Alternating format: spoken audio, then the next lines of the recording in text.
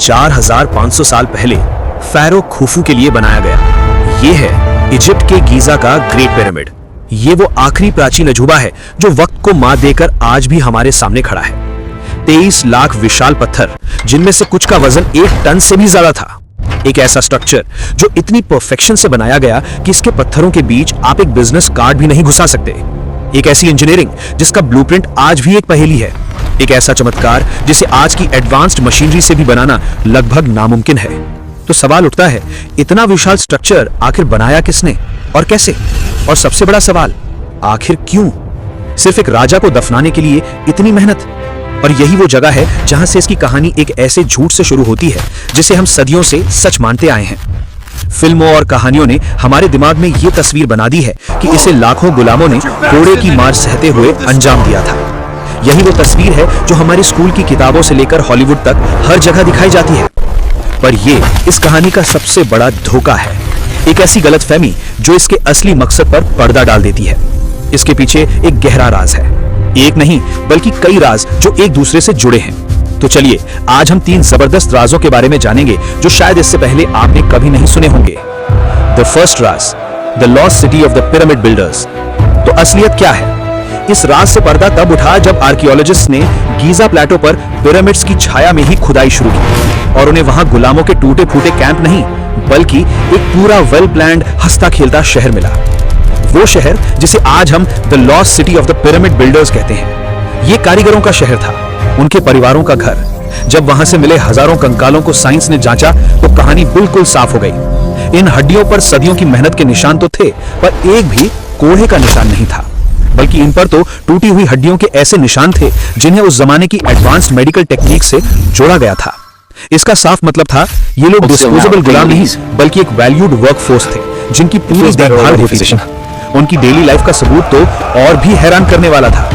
वहां विशाल बेकरीज मिली जहां से वर्कर्स को रोज गोश्त, मछली, रोटी और बियर दी जाती थी। ये एक कमजोर गुलाम की नहीं बल्कि एक ताकतवर कारीगर की डाइट थी। और सबसे बड़ा सबूत मिला उनकी मौत के बाद। उन्हें बेनाम कब्रों में फेंका नहीं गया था बल्कि उन्हें इज्जत के साथ पूरे सम्मान से पिरामिड्स के पास ही दफनाया गया था, उनके औजारों के साथ। ये इस बात का प्रतीक था कि उनके हुनर की इज्जत मरने के बाद भी थी। तो पहला राज ये खुलता है कि ग्रेट पिरामिड को गुलामों के आंसुओं ने नहीं बल्कि हजारों स्किल्ड पेड वर्कर्स के पसीने ने बनाया था। ये उनके लिए सिर्फ एक नौकरी नहीं, ये उनका कलेक्टिव ड्रीम था, एक राष्ट्रीय प्रोजेक्ट जिसे उन्होंने गर्व के साथ अपने राजा, अपने भगवान और अपने देश के लिए बनाया था। The second deeper Raj, the star machine.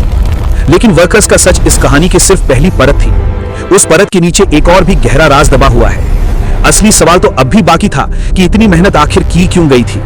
यह सिर्फ एक राजा की विशाल कब्र नहीं हो सकता।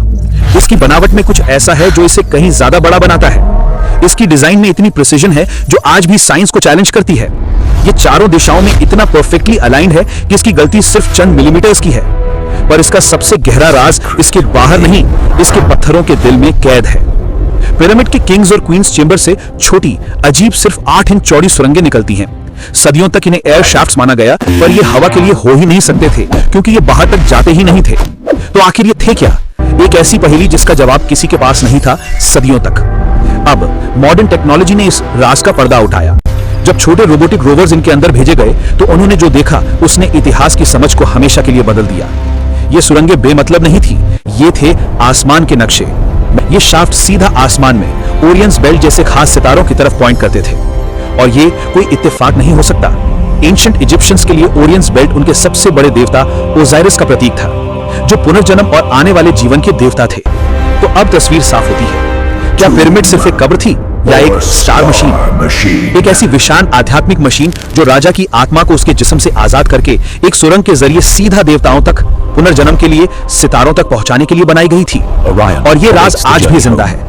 ये सिर्फ पुरानी किताबों की कहानी नहीं, ये एक लाइव इन्वेस्टिगेशन है जो आज भी जारी है। आज साइंटिस्ट्स कॉस्मिक रे म्यूऑन स्कैनिंग जैसी एडवांस टेक्नोलॉजी का इस्तेमाल कर रहे हैं।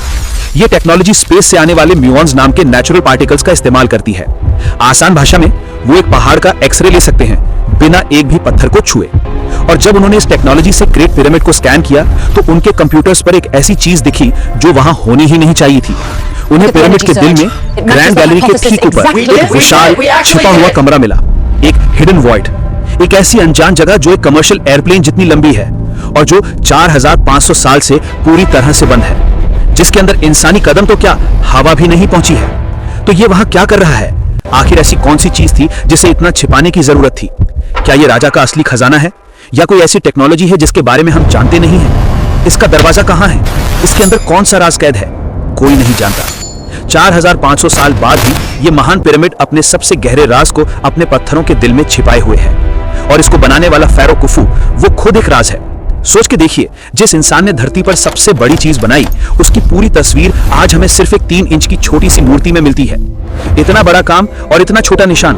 उसका असली शव, उसकी मम्मी आज तक नहीं मिली। किंग्स चेंबर में रखा पत्थर का ताबूत हमेशा से खाली था। इसलिए हर नया जवाब एक नए सवाल को जन्म देता है। हमने वर्कर्स का सच जाना तो सितारों का राज सामने आ गया। हमने सितारों का राज जाना तो उस हिडन वर्ल्ड का राज सामने आ गया। शायद ये सिर्फ पत्थर की एक बनावट नहीं, बल्कि समय के पार से भेजा गया एक संदेश है। एक ऐसी पहेली जिसे इसके बनाने वाले आज भी हमसे पूछ रहे हैं। ये पत्थरों की भाषा में लिखी एक ऐसी किताब है जिसका आखिरी पन्ना अभी तक खुलना बाकी है। और ये किताब आज भी हमारे जवाब का इंतजार कर रही है। इतिहास ऐसे ही हजारों अनसुलझे राजों से भरा पड़ा है। आप अगला कौन सा राज खुलवाना चाहते हैं? कौन सी ऐसी कहानी है जिसकी असलियत आप जानना चाहते हैं? अपने आइडियाज नीचे कमेंट करना मत भूलना। और अगर आपको ये वीडियो पसंद आया और आप ऐसे ही राज भरे सफर पर हमारे साथ आगे भी चलना चाहते हैं तो इस वीडियो को लाइक करें, अपने दोस्तों के साथ शेयर करें और चैनल को सब्सक्राइब जरूर करें।